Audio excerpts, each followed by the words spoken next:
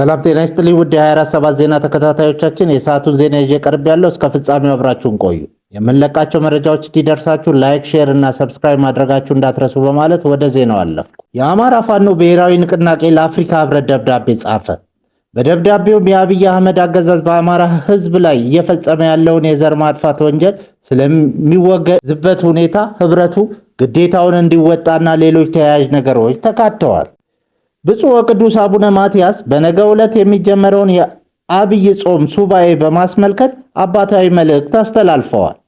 ብፁዕ ወቅዱስ አቡነ ማትያስ ቀዳማዊ ፓትርያርክ ዘኢትዮጵያ ወዕጨጌ ዘመንበረ ተክለ ሃይማኖት ሊቀ ጳጳስ ዘአክሱም በነገው ዕለት የሚጀመረውን የ2018 ዓ.ም የጌታችን የአምላካችን የመድኃኒታችን የኢየሱስ ክርስቶስ የአብይ ጾም ሱባኤ በማስመልከት አባታዊ መልእክት አስተላልፈዋል።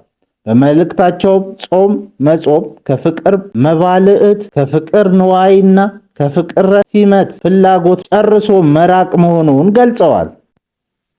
የቁጫ ዲሞክራሲያዊ ፓርቲ ቁዴፓ በምርጫ ክልሉ የፖለቲካ ምህዳሩ ዝግ እንደሆነ፣ ድብደባና እስራት እንዳልቆመ በመግለጽ ከድጡ ወደ ማጡ የሆነው ሁኔታ በነፃነት ተንቀሳቅሶ ምርጫን ለማሳተፍ ፈተና እንደሆነበት ገልጿል። ፓርቲው በሰጠው ቃል በቁጫ ምርጫ ክልል ያለው የፖለቲካና የምርጫ ምህዳር ዝግ ነው ብሏል። እንዲሁም በተለመደ ሁኔታ ህዝቡ ይደበደባል፣ ይታሰራል፣ ይሰደዳል፣ ሁሉም የፓርቲያችን ጽህፈት ቤቶች እንደወደሙ ናቸው ብሎ ወደ ምርጫ እየተገባ ያለው አጠቃላይ ሁኔታዎች ከድጡ ወደ ማጡ በሆኑበት ሁኔታ መሆኑን ገልጿል። የኢትዮጵያ ብሔራዊ ምርጫ ቦርድ ይህንን ለማረም ምን አይነት የመፍትሄ እርምጃ እንደወሰደ ችግሩን የፈጠሩ አካላት በምርጫ አዋጁ ባልተጠየቁበትና የፖለቲካና የምርጫ ምህዳሩ ባልተከፈተበት እንዴት ገለልተኛ፣ ፍትሃዊ፣ ነፃና በህዝቡ ዘንድ ተአማኒ ምርጫ ማካሄድ እንደሚችል ጥያቄ እንደፈጠረበት ገልጿል። ፓርቲው አጥፊዎች ባልተጠየቁበት የፖለቲካና የምርጫ ምህዳሩ ባልተከፈተበት ገለልተኛ፣ ፍትሃዊ፣ ነፃ፣ ዲሞክራሲያዊና በህዝቡ ዘንድ ተአማኒ የሆነ ምርጫ እንዴት ማካሄድ ይቻላል ሲልም ጠይቋል። የምርጫ ቦርድ ሰብሳቢ ወይዘሮ ሜላትወርቅ ኃይሉ በሰጡት ምላሽ ቁጫ ምርጫ ክልል ላይ ምርጫ አስፈጻሚዎች የምርጫ ክልል ጽህፈት ቤት ተደራጅተዋል። እንደ ማንኛውም ምርጫ ክልል ስራችንን እየሰራን እንገኛለን ብለዋል።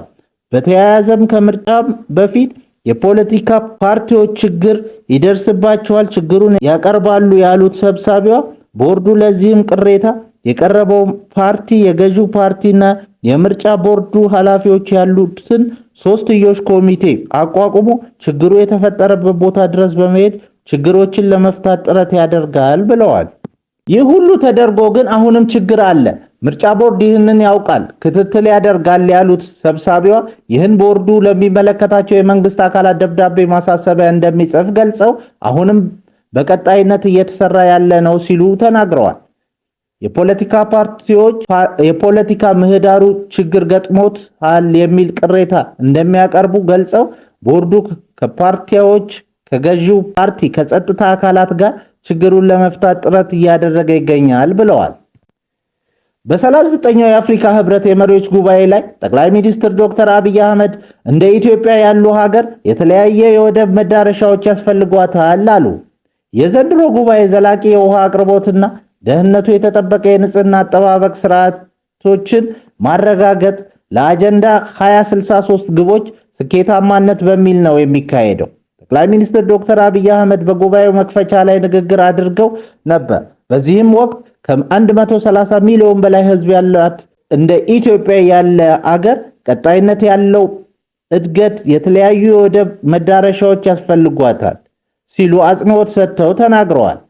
አስተማማኝ የባህር በር መዳረሻ በሰላማዊ ትብብር ማረጋገጥ መሰረታዊ ነው ብለዋል። ለአፍሪካ ቀንድ ሀገራት የወደፊት የምጣኔ ሀብትና ለረጅም ጊዜ መረጋጋት አስተማማኝ የባህር በር አስፈላጊ ነው ሲሉ በንግግራቸው ላይ ገልጸዋል። አሁን የምንገኘው የዓለም አቀፍ ሽግግር ላይ ነው ያሉት ጠቅላይ ሚኒስትር በዚህ እርግጠኝነት በጠፋበት ዘመን የአፍሪካ ጥንካሬ የሚመሰረተው በራስ መተማመንና በአንድነት በሚቆም ህብረት ላይ ነው ብለዋል። ኢትዮጵያ የባህር በር የማግኘት ፍላጎቷን በተደጋጋሚ ስትገልጽ ቆይታለች።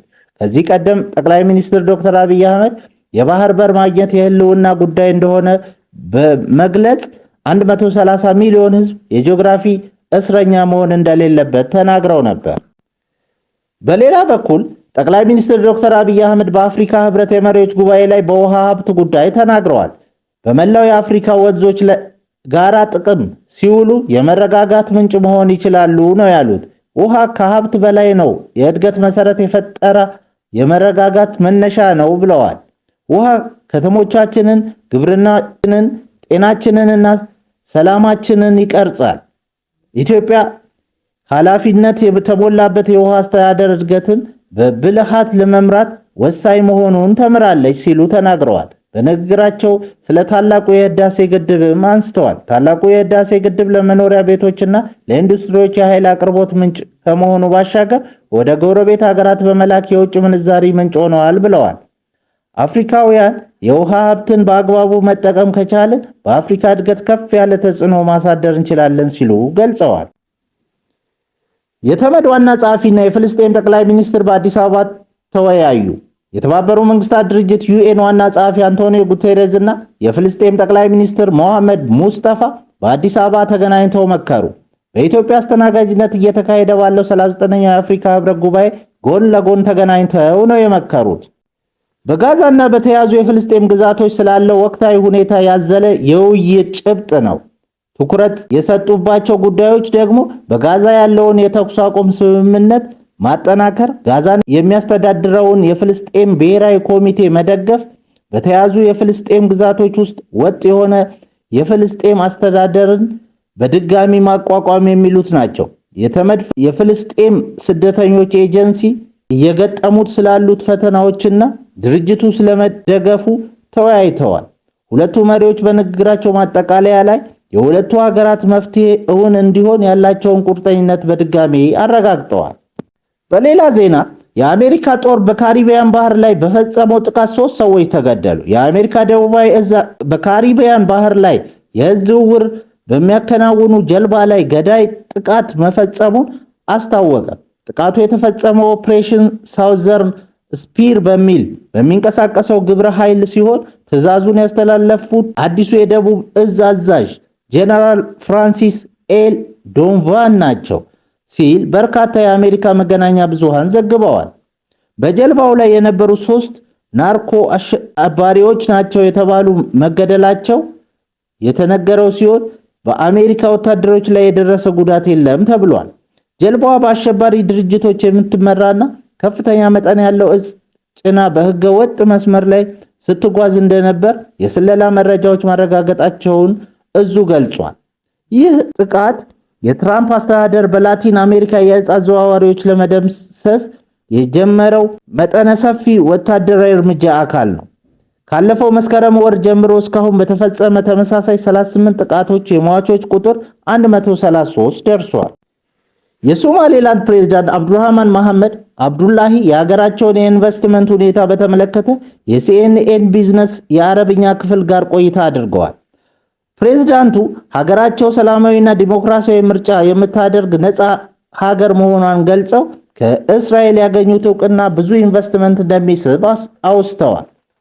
የሀገሪቱ የመጀመሪያ የውጭ ኢንቨስትመንት የመጣው በ2016 በዲፒ ወርልድ የግማሽ ቢሊዮን ዶላር መሆኑን ያነሱት ፕሬዝዳንቱ የተባበሩት አረብ ኤምሬቶች በርበራን ከኢትዮጵያ የሚያገናኘውን ኮሪደር በመስራት በርበራ ከሶማሊላንድ አልፎ ጥቅም እንዲሰጥ ማድረጓን ጠቅሰዋል። ፕሬዝዳንቱ ስለ ንግድና ኢንቨስትመንት ባነሱት ቆይታቸው ከኢትዮጵያ ጋር የትራንዚት ንግድና የትራንስፖርት ስምምነት ለማድረግ ንግግር ላይ ነን፣ በቅርቡ ይጠናቀቃል ብለን እንጠብቃለን ሲሉ ተናግረዋል። 850 ኪሎ ሜትር የሚረዝም የቀይ ባህር ዳርቻ ያላት ሶማሊላንድ በቀይ ባህር ንግድና ደህንነት ወሳኝ ሚና አላት ያሉት ፕሬዝዳንቱ ሀገራቸው በቢሊዮን በርሜሎች የሚቆጠሩ ነዳጅ እንዳላትና በ2027 ማውጣት እንደምትጀምር ተናግረዋል። ዕውቅና ሳይሰጣቸው እንኳን በንግድ ከሀገራት ጋር እየሰሩ መሆኑን ያነሱት ፕሬዝዳንቱ ከወሳኝ ማዕድናት ጋር በተያያዙ ከአሜሪካ ጋር እንደሚሰሩ ሲገልጹ ፋብሪካ በሀገራቸው ለሚተክሉ ኢንቨስተሮች ነፃ መሬት መስጠትን ጨምሮ ለረጅም ጊዜ ከታክስ ነፃ እንደሚሆኑ ገልጸዋል።